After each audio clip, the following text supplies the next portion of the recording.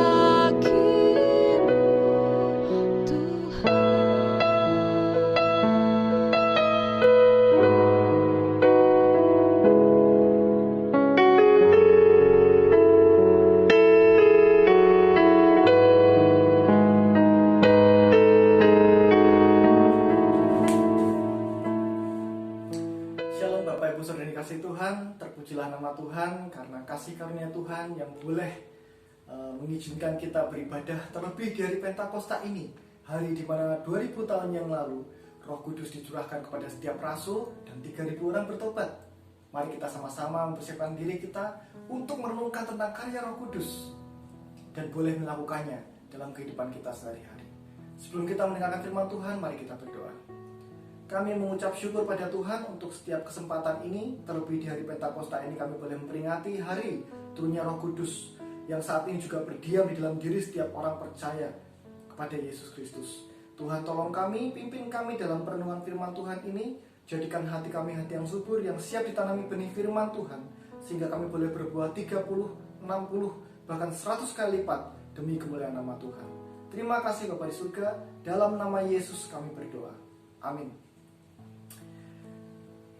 Ya, saya kembali teringat tentang kehidupan saya dulu saat saya menjadi karyawan di sebuah hotel. Saya teringat lika-liku pekerjaan. Salah satu yang berkesan buat saya, masih saya ingat sampai sekarang, itu adalah begini. Tentang atasan saya. Saya selalu berangkat lebih awal 1 jam dari jam masuk saya. Saya masuk jam 8, jam 7 saya sudah di kantor, mempersiapkan segala sesuatu. Nah, atasan saya datang kira-kira setengah jam kemudian setelah saya. Kalau dia datang dengan mengucapkan good morning dan senyum yang lebar, maka saya tahu hari itu saya akan baik-baik saja. Karena suasana hatinya sedang baik, maka tidak akan ada masalah berat yang menimpa saya. Tetapi sebaliknya, kalau dia datang dengan menyebut nama saya secara datar, Leo, maka saya tahu saya sedang dalam masalah. Seberapa kerasnya bos saya menutupi tanda-tanda ini dengan perkataannya, tapi tetap tidak bisa menutupi tanda-tanda ini. Tanda-tanda ini akan selalu muncul yang memperlihatkan gambaran hatinya. Nah, demikian juga dalam kehidupan kita. Sebagai orang percaya, mungkin kita sudah mengaku, saya sudah orang Kristen, saya sudah menjadi Kristen. Tetapi pertanyaannya adalah, sudah benarkah kekristenan kita? Tanda-tanda apa yang bahwa kita adalah orang Kristen yang benar? Seperti saya tadi. Nah, kita akan melihat dalam Kisah Para Rasul pasal 19 ayat 1 dan ayat 1 sampai 6. Kisah Para Rasul pasal 19 ayat 1 sampai 6. Saya akan bacakan untuk Bapak Ibu Saudara sekalian. Demikian firman Tuhan. Ketika Apolos masih di Korintus, Paulus sudah menjelajah daerah-daerah pedalaman dan tiba di Efesus. Di situ didapatinya beberapa orang murid. Katanya kepada mereka, "Sudahkah kamu menerima Roh Kudus ketika kamu menjadi percaya?" Akan tetapi mereka menjawab dia, "Belum. Bahkan kami belum pernah mendengar bahwa ada Roh Kudus." Lalu kata Paulus kepada mereka, "Kalau begitu, dengan baptisan manakah kamu telah dibaptis?" Jawab mereka, "Dengan baptisan Yohanes." Kata Paulus, "Baptisan Yohanes adalah pembaptisan orang yang telah bertobat, dan ia berkata kepada orang banyak bahwa mereka harus percaya kepada Dia yang datang kemudian daripadanya, yaitu Yesus." Ketika mereka mendengar hal itu, mereka memberi diri mereka dibaptis dalam nama Tuhan Yesus. Dan ketika Paulus menumpangkan tangan di atas mereka, turunlah Roh Kudus ke atas mereka, dan mulailah mereka berkata-kata dalam bahasa roh dan bernubuat. Jumlah mereka adalah kira-kira 12 orang. Kalau kita melihat pertemuan Paulus dengan murid-murid di Efesus ini, maka kita lihat satu pertanyaan Paulus di awal yang sangat langsung menohok murid-murid itu. Sudahkah kamu menerima Roh Kudus ketika kamu menjadi percaya? Maka itu juga yang menjadi perenungan firman Tuhan pada saat ini. Sudahkah kamu menerima Roh Kudus? Nah, murid-murid ini disebut murid-murid karena mereka ada di dalam kumpulan orang percaya. Mereka disebut murid karena mereka ada dalam kumpulan orang percaya. Tetapi jawaban mereka itu, mendengar tentang Roh Kudus pun mereka belum pernah. Nah, ini menjadi hal yang dipertanyakan bagi Paulus. Karena dalam pertanyaannya, Paulus menyebutkan, "Sudahkah kamu menerima Roh Kudus ketika kamu menjadi percaya?" Jadi, menerima Roh Kudus itu adalah suatu tanda yang pasti bagi orang percaya. Dan murid-murid menjawab, bahkan mendengarnya pun kami belum pernah. Nah, ini kan aneh. Maka Paulus bertanya kemudian lebih lanjut untuk menyelidikinya. Nah, kalau begitu, dengan baptisan manakah kamu telah dibaptis? Jawaban dari murid-murid tersebut menjelaskan bahwa mereka belum pernah mendengar Roh Kudus. Mereka menjawab dengan baptisan Yohanes. Nah, Paulus kemudian menjelaskan lebih lanjut bahwa baptisan Yohanes adalah pembaptisan orang yang sudah bertobat, seperti apa yang Yohanes sendiri katakan dalam Matius 3 ayat 11. Aku membaptis kamu dengan air, ia akan membaptis kamu dengan Roh Kudus dan dengan api. Siapa ia? Mesias, anak Allah, Yesus Kristus. Ya, baptisan Yohanes membuat orang sadar bahwa mereka adalah orang berdosa yang rindu untuk diselamatkan. Nah, karena mereka ingin bertobat, maka mereka menyerahkan diri kepada Yohanes untuk dibaptis. Kalau kita melihat kisah Yohanes secara lengkap di dalam Injil, maka kita mendapati beberapa kalangan orang yang datang kepada Yohanes saat Yohanes berseru-seru. Salah satunya adalah pegawai-pegawai, prajurit-prajurit. Mereka bertanya, apa yang harus kami lakukan? Ini menunjukkan sebuah kerinduan bahwa mereka merasa dirinya adalah orang yang berdosa. Apa yang harus kami lakukan supaya kami diselamatkan? Maka menyerahkan diri kepada Yohanes itu sebagai tanda mereka mau bertobat. Nah, dari sini kita bisa melihat bahwa kesadaran bahwa kita adalah manusia yang berdosa itu merupakan langkah awal untuk kita bisa diselamatkan. Nah, hal ini pun saya kira berlaku sama dalam setiap ajaran di muka bumi ini. Setiap ajaran pasti mempunyai caranya masing-masing, jalannya masing-masing, prinsipnya masing-masing, konsepnya masing-masing tentang keselamatan. Tetapi pasti ada sesuatu yang dituju keselamatan itu. Entah di dunia ini, entah di kekekalan nanti. Mereka punya caranya sendiri-sendiri. Ya. Nah, tetapi satu yang saya yakini di sini adalah kebenaran tunggal. Dari mana keselamatan itu berasal? Maka saya menolak penuh paham pluralisme. Pluralisme adalah paham di mana yang mengatakan sebenarnya semua agama itu sama, menuju ke satu, cuman caranya saja yang berbeda-beda. Dan saya menolak, tidak. Kristen tidak sama. Kenapa tidak sama? Di sini Paulus menjelaskan. Ayat yang keempat. Baptisan Yohanes adalah pembaptisan orang yang telah bertobat, dan ia berkata kepada orang banyak bahwa mereka harus percaya kepada Dia yang datang kemudian daripadanya, yaitu Yesus. Yohanes sendiri mengatakan bahwa aku membaptis kamu dengan air, tetapi ada yang lebih berkuasa dari aku, dan ia akan membaptis kamu dengan Roh Kudus dan dengan api. Yesus Kristus itu. Maka setiap orang itu harus percaya kepada Yesus Kristus. Apakah baptisan Yohanes menyelamatkan? Tidak. Tetapi baptisan Yohanes membimbing orang bagaimana mereka bisa diselamatkan. Bagaimana caranya? Dengan menerima Yesus Kristus sebagai Tuhan dan Juru Selamat. Maka kalau kita percaya bahwa Yesus Kristuslah Tuhan dan Juru Selamat, dan kita menerimanya sebagai Tuhan dan Juru Selamat pribadi kita, kita selamat. Dan sebaliknya. Lalu kita melihat tandanya di sini, ayat yang ke-5 dan ayat yang ke-6. Ketika mereka mendengar hal itu, mereka memberi diri mereka dibaptis dalam nama Tuhan Yesus. Dan ketika Paulus menumpangkan tangan di atas mereka, turunlah Roh Kudus ke atas mereka, dan mulailah mereka berkata-kata dengan bahasa roh dan bernubuat. Ini tanda-tanda yang nampak dari orang yang menerima Yesus Kristus sebagai Tuhan dan Juru Selamat saat itu. Mereka dipenuhi roh dan mereka bermanifestasi. Maka Roh Kudus hadir dalam hidup seseorang. Roh Kudus berdiam dalam diri seseorang saat orang tersebut menerima Yesus Kristus sebagai Tuhan dan Juru Selamatnya. Nah, ketika Roh Kudus hadir dalam hidup seseorang ini, ada tanda yang sama bagi semua orang yang percaya. Tanda-tanda yang merupakan suatu, bisa dibilang standar kalau Roh Kudus hadir dalam diri seseorang. Apa itu? Alkitab menjelaskan dalam Galatia 5 ayat 22, buah roh: kasih, sukacita, damai sejahtera, kesabaran, kemurahan, kebaikan, kesetiaan, kelemah lembutan, penguasaan diri. Semuanya itu merupakan buah roh, tanda kalau kita sudah dipenuhi Roh Kudus. Lalu Yohanes 15 ayat 26, apa tanda kalau seseorang didiami Roh Kudus? Saya akan bacakan untuk Bapak Ibu Saudara. Yohanes 15 ayat 26. Jikalau penghibur yang akan kuutus dari Bapa datang, yaitu roh kebenaran yang keluar dari Bapa, ia akan bersaksi tentang aku. Siapa aku?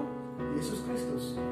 Jadi kalau Roh Kudus datang, ia pasti akan bersaksi tentang Yesus Kristus. Di mana buktinya? Kisah Para Rasul pasal 1, 2, dan 3. Saat Roh Kudus datang memenuhi rasul-rasul, mereka memberitakan tentang Yesus. Banyak orang bertobat menjadi jemaat mula-mula. Kehidupannya luar biasa.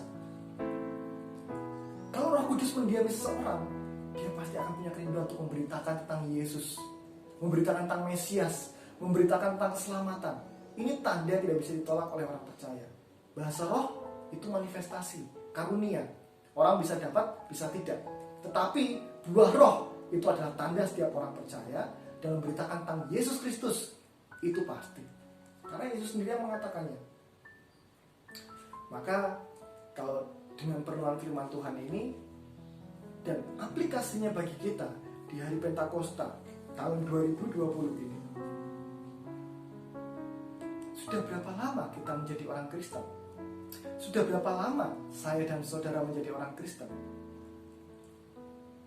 Apakah saya dan saudara sudah menyadari bahwa kita ini diselamatkan hanya karena iman kepada Yesus Kristus semata?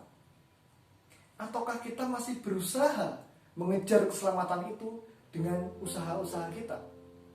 Apakah kita masih berpikir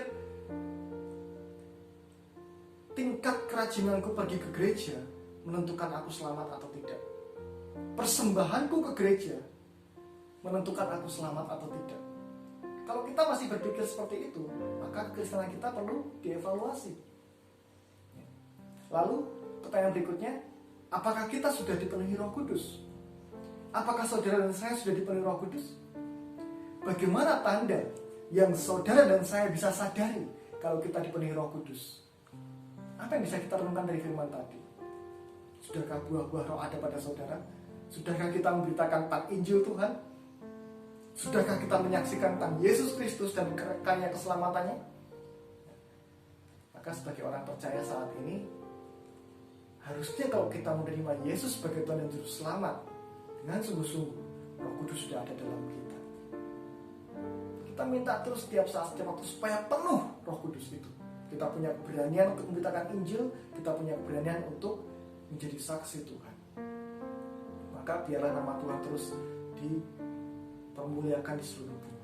Sampai saatnya Dia datang nanti untuk kita dan kita bisa bersukacita dalam kekekalan. Mari kita bersama-sama mohon kepada Tuhan, kita bersama-sama meminta kepada Tuhan untuk hikmat dan Roh Kudus senantiasa menyertai kehidupan kita dan memenuhi kehidupan kita. Tuhan Yesus berkati. Mari kita berdoa. Kami mengucap syukur pada Tuhan, pada saat ini kami boleh memperingati hari Pentakosta, di mana Roh Kudus dicurahkan atas setiap rasul-rasul, dan saat ini kami percaya Roh Kudus pun berdiam di dalam diri setiap orang percaya. Dan Bapa, kami mohon penuhi kami setiap saat, setiap waktu dengan Roh Kudus, supaya kami menjadi saksi-saksi Tuhan yang berani, supaya kami menyadari bahwa hanya karena kasih karunia Tuhan saja kami diselamatkan. Terima kasih Tuhan, kami berdoa untuk keluarga, anak-anak Tuhan dimanapun mereka beribadah saat ini. Kiranya Tuhan memenuhi dengan Roh Kudus, menjadikan mereka saksi-saksi Tuhan yang luar biasa, yang berkuasa menyampaikan kabar Injil, sehingga nama Tuhan boleh disebarkan dengan luas dan luar biasa. Banyak orang diselamatkan. Terima kasih Tuhan, terima kasih. Kami menyerahkan seluruh kehidupan kami di dalam tangan kuasa-Mu. Pakailah seluruh dengan apa yang Tuhan mau. Dalam nama Tuhan Yesus Kristus, kami mengucap syukur, kami berdoa. Amin.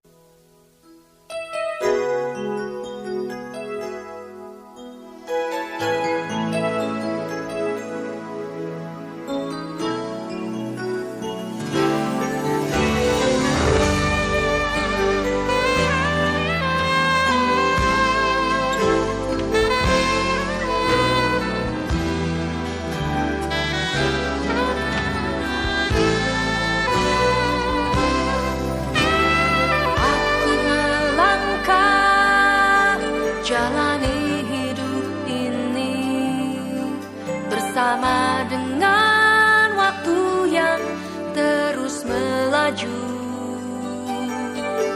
Untuk apakah aku ada di sini Tuhan, kalau bukan untuk melayani-Mu? Bangkitkan aku, bangkitkan aku, jadikan aku hamba-Mu yang setia. Bangkitkan aku, bangkitkan aku, jadikan aku hamba-Mu yang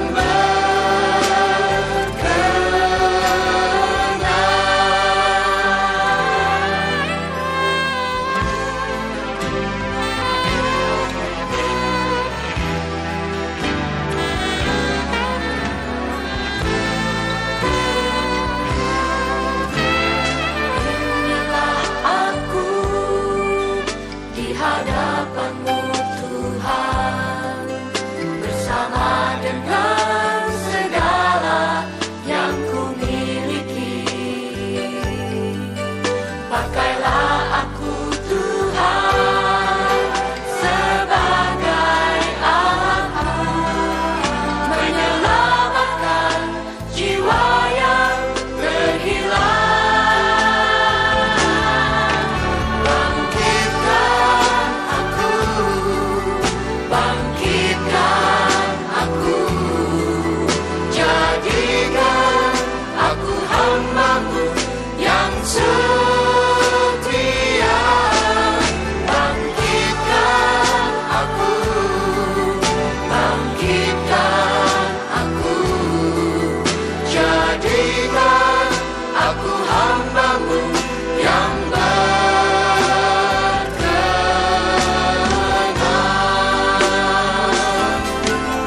Bangkitkan aku, bangkitkan